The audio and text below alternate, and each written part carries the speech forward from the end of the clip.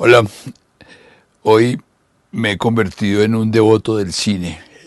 Ya de todas maneras siempre tuve fe en él y me encontré con un tema que creo que puede ser bastante paradójico. Este tema surge de una clase que estuve dando hace poco respecto a la historia del cine, de por qué nace el cine, cómo nace el cine y cómo se tiende a interpretar que el cine nace o surge a partir de los hermanos Lumière, Augusto y Luis. Nunca citan a su padre, Antoine Lumière. Pero lo paradójico de todo es que Antoine Lumière, para justificar la llegada de sus hijos, tuvo que haber hecho algo que fue el punto de surgimiento del cine. Y a ese punto de surgimiento del cine hay un antecedente que yo defino revisando material y revisando historia como lo que se ha llamado los juguetes ópticos, que de alguna manera es una alternativa primitiva de la imagen convertida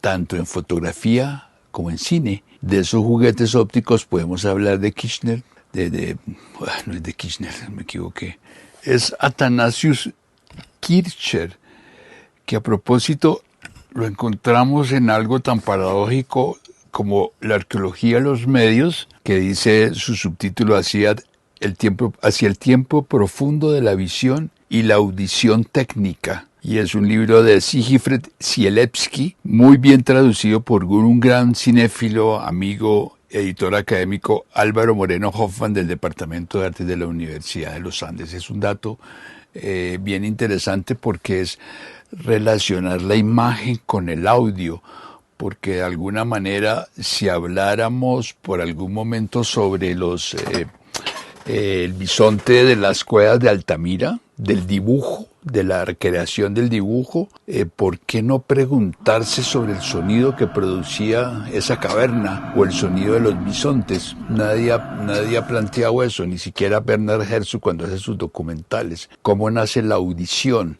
De pronto podemos hablar del sonido de la música, pero no de la audición, que de alguna manera también es un complemento que se me ocurre en este momento, podría ser interesante. Bueno, el punto radica básicamente en dos elementos, lo que, como decía al comienzo, los famosos juguetes ópticos, Kircher y Da Vinci, la cámara fotográfica, y de allí salimos a lo que se llaman los precines, porque los precines es la continuación del juguete, un intermedio entre esos juguetes ópticos y lo que decía de los precines puede ser las famosas fantasmagorías que se utilizaron durante la Revolución Francesa para crear de alguna manera cierta miedo, cierta tendencia, y que la religión recuperó, y realmente las fantasmagorías es la forma de hablar de fantasmas, y los fantasmas en el cine existen gracias a Antoine Lumière, porque se dice, no se ha comprobado aún, que el señor Le Prince, quien hace una especie de hot movie,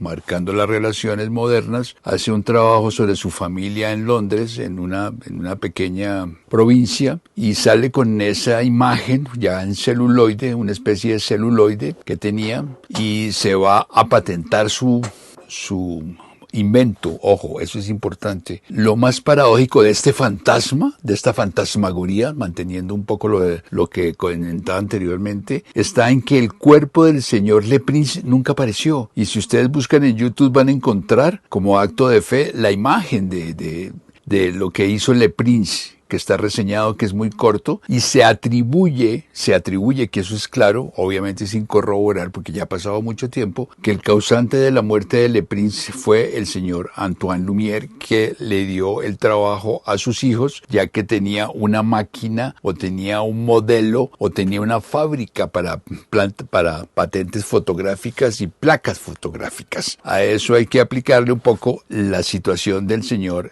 Edison, quien ha inventado el fonógrafo, quien ha inventado la luz, y quien le pide a Muybridge, quien hace la famosa puesta del caballo a galope, que queda suspendido, y le dice, hagamos una especie de asociación, y nunca la hace, y busca a una persona irlandesa para hacer el famoso kinetoscopio, y sobre eso podríamos pasar a la Cruz de Malta de Arnat, De la Cruz de Annarta saltamos a los Skaldanovsky, que es comienzos de 1895, teniendo en cuenta que lo anterior es casi 93, 94, hasta llegar a la primera proyección en el Boulevard de los Capuchinos de la calle India de París, donde los señores Lumière hacen la primera presentación de cine pública, no el invento nazi, sino la primera presentación pública con obreros saliendo de la fábrica durante un congreso de fotografía. Eso se llama devoción. Y esa devoción me lleva a hablar de algo que encontré tratando de preparar esto, que se llama El cine de la devoción, de Nathaniel Dorbsky, un neoyorquino que comienza a hacer cine experimental en el año 1963. Entonces, así como hablaba de los juguetes ópticos y de los precines, hablemos del cine de la devoción y sus márgenes, porque considero que, al igual que lo que decía anteriormente, podemos encontrar tres razones o tres variantes a partir de una evolución del cine desde un comienzo, que puede ser un fin o una especie de retroceso según como ustedes lo quieran entender. Entonces, ese realizador, Nathaniel Dorbsky, presentó en la Universidad de Princeton en Estados Unidos en el 2001 una charla como parte de un congreso de un tema absurdo. No hay nada más devoto que la religión, se llama Religión y Cine. El resultado de esta charla fue después representada en Berkeley, en Stanford y en una cantidad de lugares importantes, donde hablaba de cómo la religión no había que mirarla como un elemento histórico, sino como un elemento de fe, de renovación, de devoción. Y el señor Dorbsky hace una magnífica presentación respecto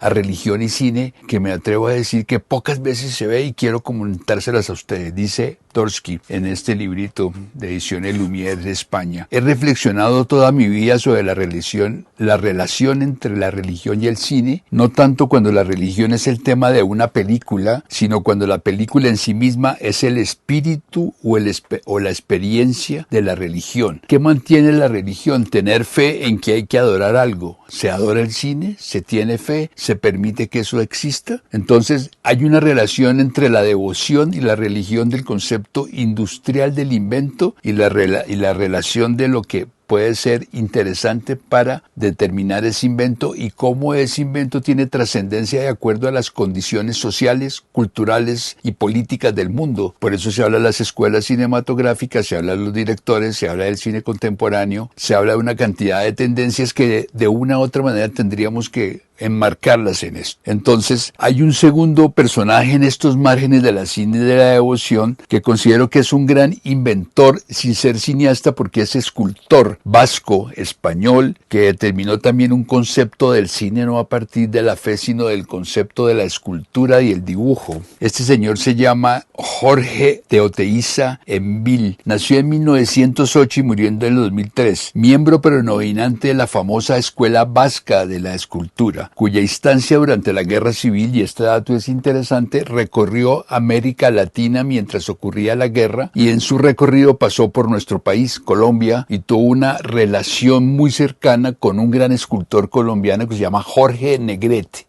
que es un personaje payanés. Su devoción la completó a través del cinematógrafo para un libro bastante interesante que se llama Oteiza al margen, notas y manuscritos sobre el cine y el arte, y me tomo el placer de decirles una definición bien singular que habla sobre el cine, a raíz de un libro que trabajó un gran crítico argentino, español, que se llama Santos Unzunegui, del año 2011, sobre la obra artística y cinematográfica de Oteiza, que es un personaje bastante interesante, y creo que es la mejor definición de devoción y de lo que se entiende por cine, como los 24 cuadros por segundo. Dice: su cine, sucesión de cosas espaciales que se desarrollan en el tiempo. Entonces, de alguna manera, a partir del director inicial de Nathaniel Dorbsky, pasamos a Oteiza y vamos encontrando una serie de sucesión. Otro elemento interesante que dice Oteiza, siendo escultor y artista, dice: el cinematógrafo, alimento espiritual de la primera necesidad para el hombre actual. Entonces uno dice, ¿el hombre actual cuál era? ¿El hombre de las cavernas? ¿El hombre del bisonte, al que se le atribuye el concepto del cine, de la imagen? ¿Es ese hombre actual? Ahora, le da un elemento de ese hombre actual a partir de la técnica. Dice, la técnica no tiene valor trascendental, solo garantiza la corrección gramatical de la obra acabada. Y ahí me surge una pregunta: en estos tres márgenes del cine de la devoción, ¿dónde está el autor? autor, en la devoción, en la obra acabada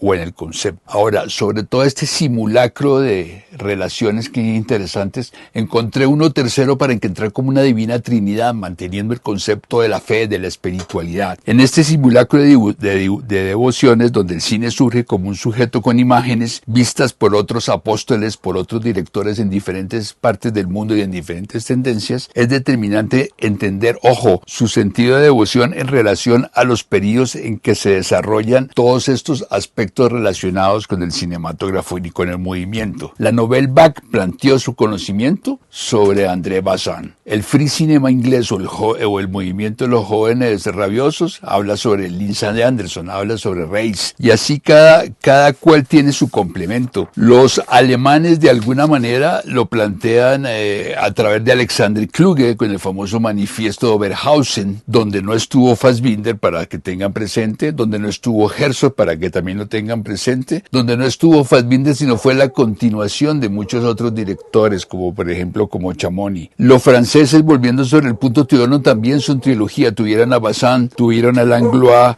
tuvieron a Sadoul, que de alguna manera justificaron el nacimiento y el resurgimiento del cine de autor. Pero ojo, ese cine de autor siempre fue opacado por la aparición de un personaje tunecino que se llamaba Marcel Hanot, que hace tal vez la primera película similar a Los 400 golpes de François Truffaut, que se llama Una historia simple. ¿Qué podemos encontrar del señor Hanot en una película como Una historia simple, 1957 y 1958, que ganó el Festival de Cannes en una denominación aparte de la que pudo haber ganado Los 400 golpes de Truffaut? Él le dio origen y el tiempo se ha encargado de darle un planteamiento bastante particular a Una historia simple. Dice, el señor Hanot planteó el concepto del plano relato, situándose en una puesta en escena de devoción en torno a, comillas, un tiempo que es y no es el nuestro, marcado por la distancia entre el espectador y lo mostrado, dentro de una ficción y documental al mismo tiempo. El cine del yo es un cine del porvenir, porque podría parecer que el cine niega al yo como no lo ha hecho ninguno anteriormente. Y ahí nos lleva a Hanot, nos lleva a Truffaut con el personaje Jean-Pierre Leut, que es el yo de Truffaut, y lo podemos llevar sin tener ninguna aceptación o apreciación o devoción a un personaje que siempre quiso ser como un yo para todos y para él mismo, Jean-Luc Godard.